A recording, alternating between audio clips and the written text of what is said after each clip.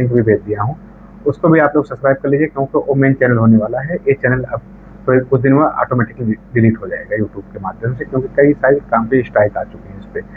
तो हर आदमी, चलिए आज हम लोग थोड़ा सा अपने बारे में आपको बताता हूँ। हो सकता है कुछ लोगों को पता हो, कुछ लोगों को नहीं पता है, बहुत सारे लोगों को पता ही होता है कि क्या होता है, मतलब आप कैसे सोचते हैं, कैसे अपने आप को डेवलपमेंट करते हैं, अच्छा क्या रीजन रहा, मैं क्या सोचता रहा, वही चीज़ों को मैं देखना चाहता हूँ अपने नज़रिए से। उस नज़रिए को मैं चाहता हूँ कि आप भी अपने नज़रिए से उसको देखना शुरू करिए कि क्या हो सकता है भविष्य में, कहाँ से शुरुआत होती है। तो मैं, आप लोग जानते ही हैं कि मैं एक पहले एक गाँव में, एक गाँव में रहता था, बिलोंग करता था। वहाँ पे ऐसी चीज़ें थी ना, जैसे आप कल्पना भी नहीं कर सकते हैं, 2 घंटे 3 घंटे लाइट आना। उसके बाद हम लोग साइकिल से जाते थे पढ़ाई करते गाँव के विद्यालय में। और वहाँ पे जब लगता था ना, जब जाते थे तो उस समय भी हम लोग देखते थे कुछ लोग गाड़ियों से आ रहे हैं, कुछ लोग गाड़ियों से जा रहे हैं, लेकिन एक अजीब सा लगता था कि क्या मेरे पास भी कभी गाड़ियाँ हो सकती हैं। मुझे लगता था गाड़ी में मैं बैठ गया हूँ अगर ना कभी। गांव में जब शादियाँ होती थी तो हम लोग के यहाँ बारात जाती थी, दो तरह से बारातें जाते थे। एक जो बहुत वीआईपी लोग रहते थे ना, वो गाड़ियों में बैठ के जाते थे, उनके पास फोर व्हीलर गाड़ियाँ रहती थी। जो लोग थोड़ा कम बच्चे रहते थे उनको टाली ट्रैक्टर में बैठा के लोग लेके जाते थे।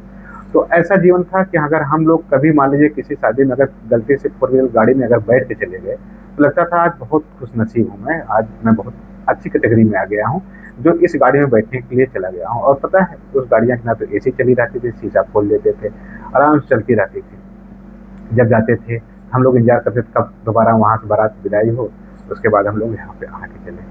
अब कहीं भी फंक्शन में किसी भी जगह जाना रहता तो लगता था कि हाँ साला यही ज़िंदगी है अपनी, यही है। मतलब यहाँ से आज बहुत, उस दिन पता है क्या खुशी मिलती थी, हम लोग बातें करते थे, आज मैं इस गाड़ी में बैठ गया था, आज मैं इस गाड़ी में बैठ गया था। कोई कहता था मैं ट्रैक्टर में बैठ गया था, तो हाँ ये इतना एंजॉय किया। तो एक लाइफ होती थी, बचपना होता था लोगों का। उसके बाद रात में खेलना, दिन में खेलना, क्रिकेट खेलना, चले जाना, उसके बाद फिर कोचिंग के लिए जाना, पढ़ाई करना। तो उस समय क्या होता था, कभी आदमी सोचता था अगर बिजनेस के बारे में मैं सोचता, तो मुझे लगता था कि वहाँ पे सबसे अगर बिजनेस क्या करूँ, क्योंकि मेरे परिवार वाले तो ऑलरेडी आपको भी पता है कि एक नॉर्मल किसान है। हमारे यहाँ गांव में खेती में सब्जियां उगाई जाती हैं, लोग सब्जियों को मार्केट में बेचते हैं, उसी से घर का जीवन चलता है। तो उस सब चीज़ों को लेके लगता क्या था आप लोगों को, ये बताइए। आप भी सोचिए अगर उस जगह रह के। तो आज मैं सोचता था क्या कि अगर मेरे पास कहीं एक बड़ी सी मंडी होती जहाँ पे ट्रक ट्रक लोग अपना सामान रखते, मैं बेचता, वहाँ से 1000-2000 रुपये कमा लेता, तो बहुत बड़ी चीज़ होती है। और उस समय गांव में टमाटर वमाटर अगर हमारे यहाँ जाता था बिकने में मार्केट में, 2 रुपये 3 रुपये 4 रुपये 5 रुपये के जी, मतलब अगर 5 किलो बिकता तो 20 रुपये में 5 किलो। और तब भी 200-300 रुपये 400 रुपये अगर आ जाते थे घर पे ना, तब भी लगता था कि बहुत सारी चीज़ें हैं, बहुत बड़ा चीज़ आ गया है, आज बहुत ज़्यादा पैसा है। और जिस दिन गलती से हम लोग ये भी बनाते थे कि आज हम मार्केट में गया तो आज कम सब्जियां आए ताकि हमारा रेट जो है बढ़ के मिले, ये सब चीज़ें होती थी। तो वहाँ पे पढ़ाई क्या होता था पता है, हम लोग सुबह जाते थे 9 बजे, स्कूल गए, टीचर आते थे, पढ़ाते थे, मारते भी थे टीचर खूब अगर कोई गलती करते थे।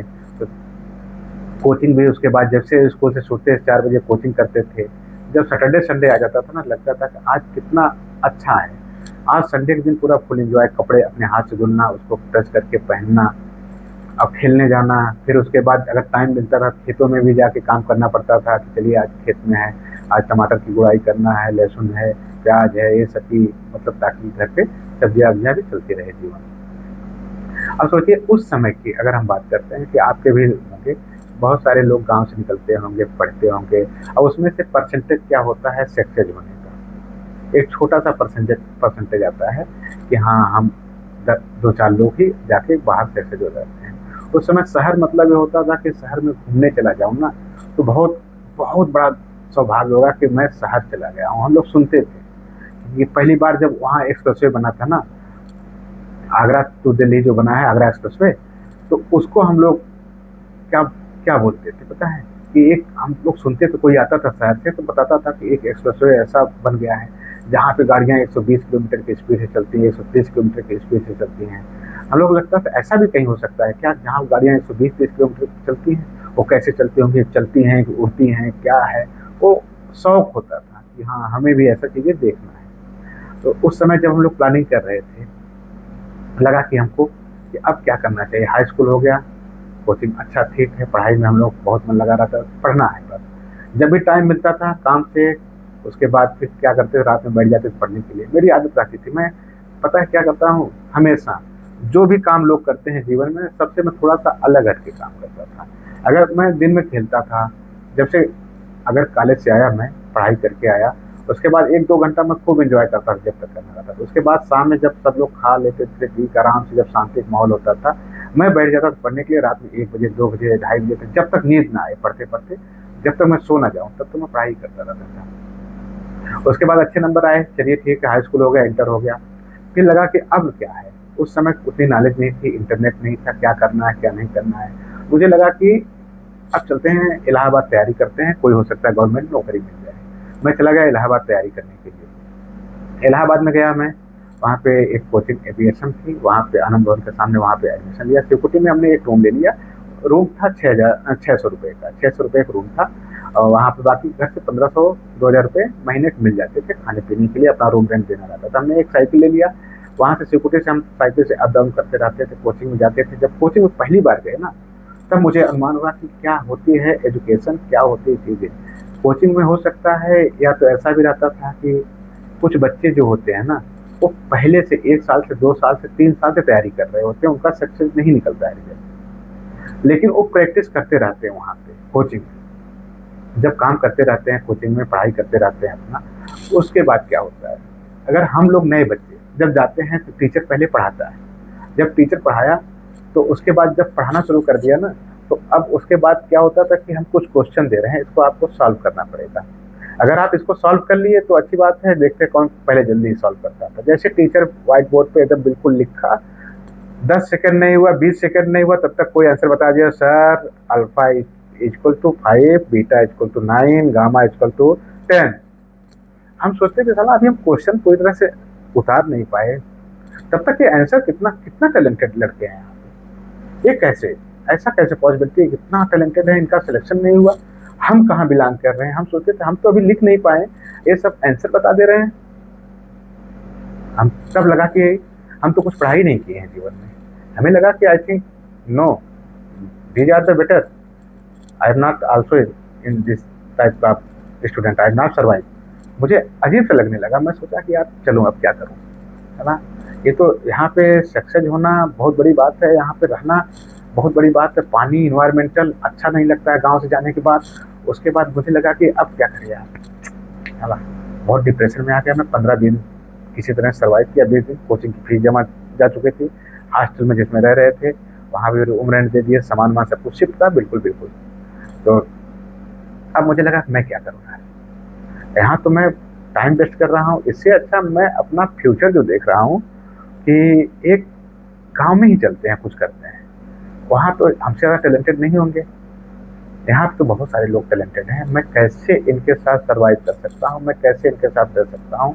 मुझे बहुत अजीब सा लग रहा था यार, सही बता रहा हूँ। तो मुझे इतना अजीब लगा कि मैं क्या किया, मैं घर पे फ़ोन किया, मैं घर पे आ रहा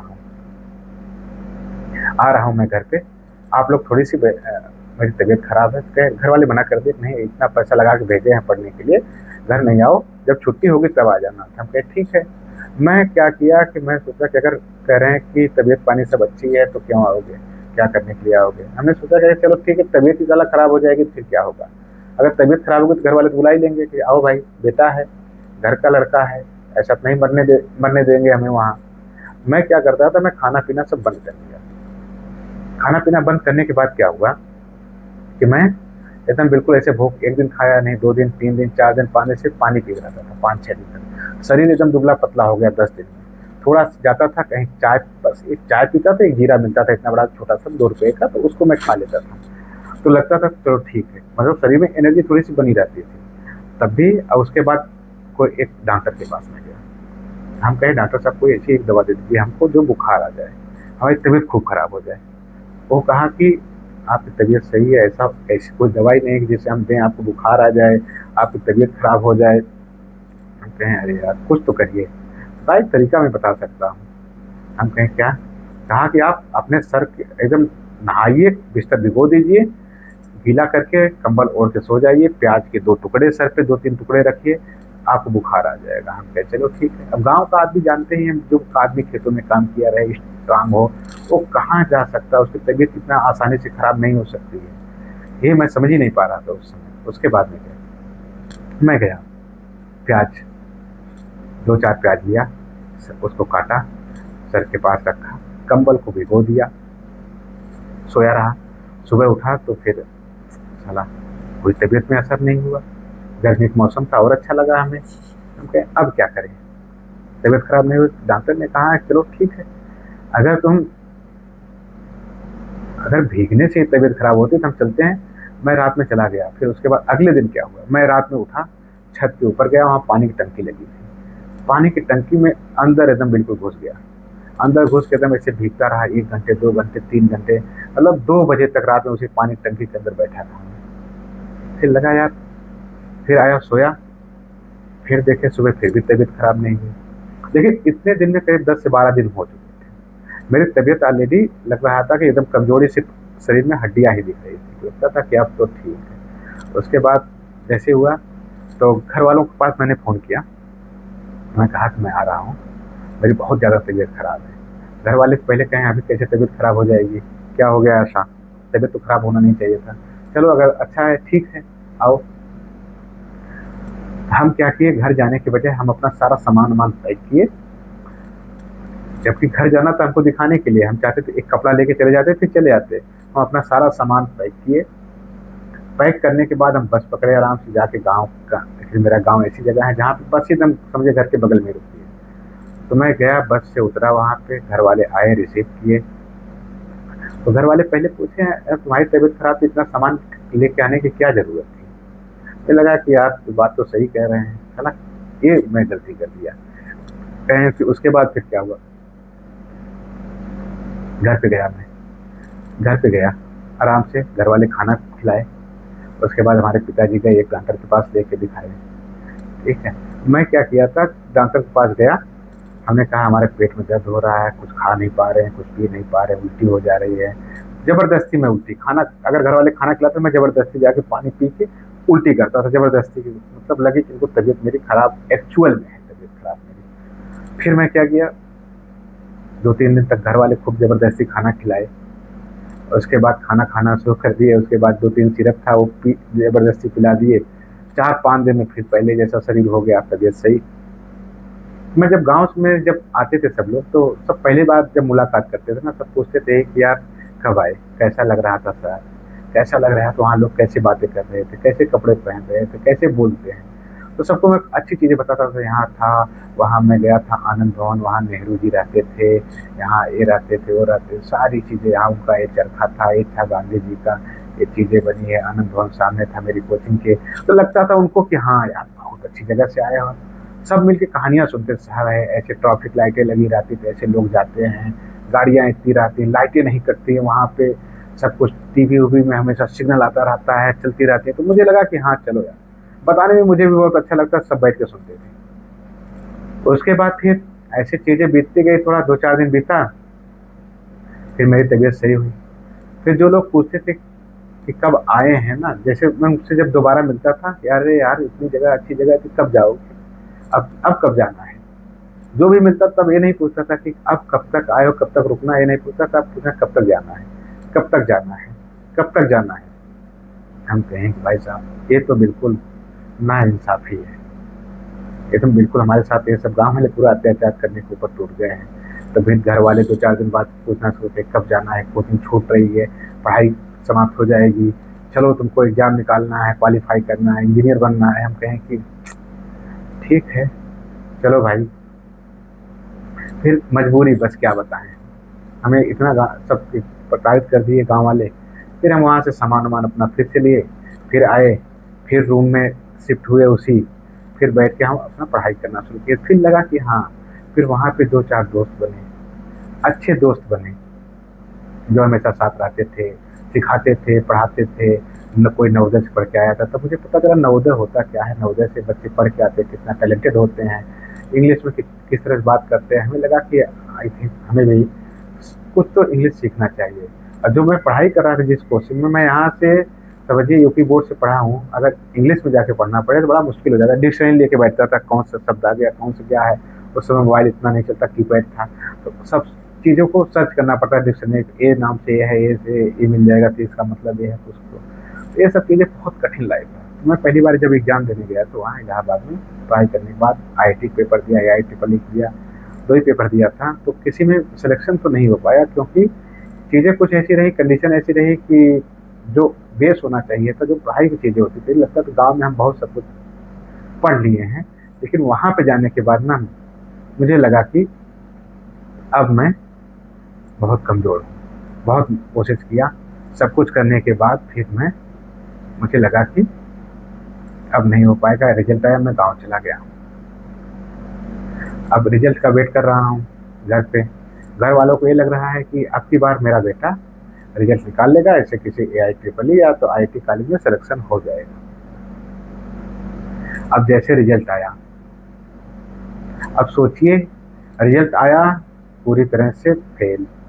उसके बाद उसके बाद घर वाले पूछ रहे हैं रिज़ल्ट आ गया, अब क्या होगा? कौन सा कॉलेज मिल रहा है, क्या मिल रहा है? हम क्या उनको बताएँ कि रिज़ल्ट में हम तो फेल हैं भैया। पिताजी को बताया किसी तरह, बहुत मुश्किल से पहले मम्मी को बताया अपनी, ये रिज़ल्ट जो आया है ना, उसके बाद बहुत ख़राब हो गया, पेपर उल्टा आ गया है, इस तरह से आ गया।